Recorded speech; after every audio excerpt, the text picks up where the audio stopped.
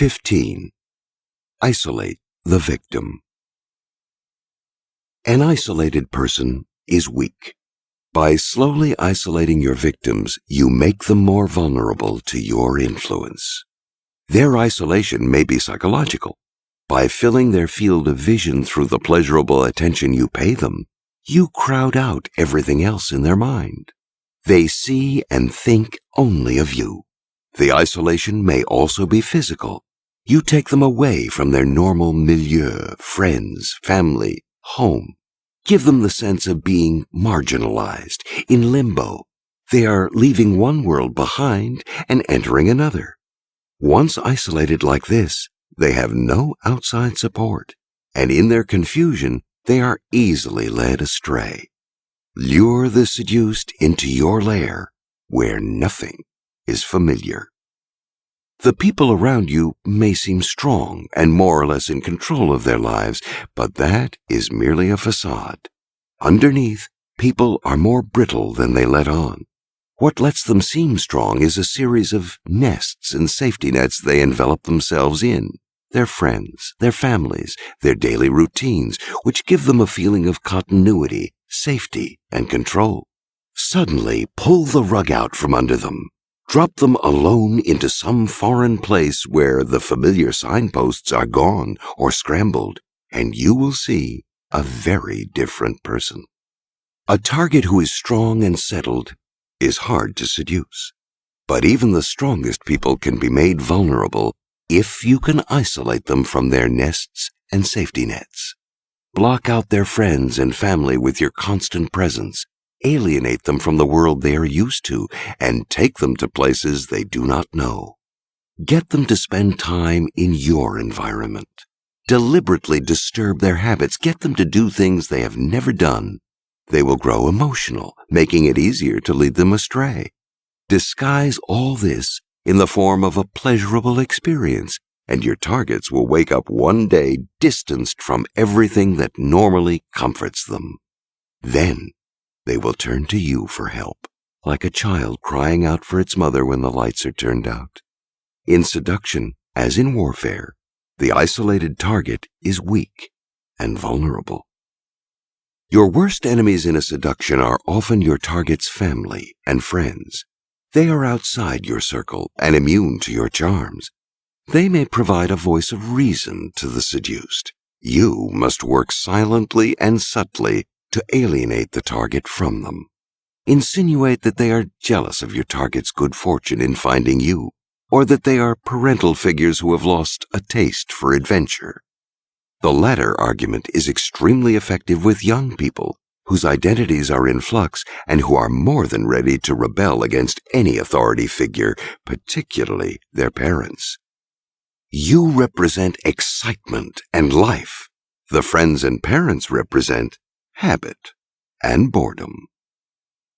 Murder is not a seductive tactic, but the seducer does enact a kind of killing, a psychological one. Our past attachments are a barrier to the present. Even people we have left behind can continue to have a hold on us. As a seducer, you will be held up to the past, compared to previous suitors, perhaps found inferior. Don't let it get to that point. Crowd out the past with your attentions in the present. If necessary, find ways to disparage their previous lovers, subtly or not so subtly, depending on the situation. Even go so far as to open old wounds, making them feel old pain, and seeing by contrast how much better the present is. The more you can isolate them from their past, the deeper they will sink with you into the present. The principle of isolation can be taken literally by whisking the target off to an exotic locale.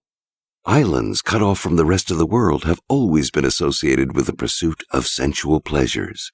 The Roman Emperor Tiberius descended into debauchery once he made his home on the island of Capri. The danger of travel is that your targets are intimately exposed to you. It is hard to maintain an air of mystery. But if you take them to a place alluring enough to distract them, you will prevent them from focusing on anything banal in your character. Cleopatra lured Julius Caesar into taking a voyage down the Nile. Moving deeper into Egypt, he was further isolated from Rome, and Cleopatra was all the more seductive. The early 20th century lesbian seductress Natalie Barney had an on-again, off-again affair with the poet Renée Vivien. To regain her affections, she took Renée on a trip to the island of Lesbos, a place Natalie had visited many times. In doing so, she not only isolated Renée, but disarmed and distracted her with the associations of the place, the home of the legendary lesbian poet Sappho. Vivien even began to imagine that Natalie was Sappho herself. Don't take the target just anywhere. Pick the place that will have the most effective association. The seductive power of isolation goes beyond the sexual realm. When new adherents joined Mahatma Gandhi's circle of devoted followers, they were encouraged to cut off their ties with the past, with their family and friends. This kind of renunciation has been a requirement of many religious sects over the centuries. People who isolate themselves in this way are much more vulnerable to influence and persuasion. A charismatic politician feeds off and even encourages people's feelings of alienation. John F. Kennedy did this to great effect when he subtly disparaged the Eisenhower years. The comfort of the 1950s, he implied, compromised American ideals. He invited Americans to join him in a new life, on a new frontier full of danger and excitement. It was an extremely seductive lure, particularly for the young, who were Kennedy's most enthusiastic supporters. Finally, at some point in the seduction, there must be a hint of danger in the mix. Your target should feel that they are gaining a great adventure in following you, but are also losing something, a part of their past, their cherished comfort. Actively encourage these ambivalent feelings. An element of fear is the proper spice. Although too much fear is debilitating, in small doses, it makes us feel alive. Like diving out of an airplane, it is exciting, a thrill, at the same time that it is a little frightening. And the only person there to break the fall or to catch them is you.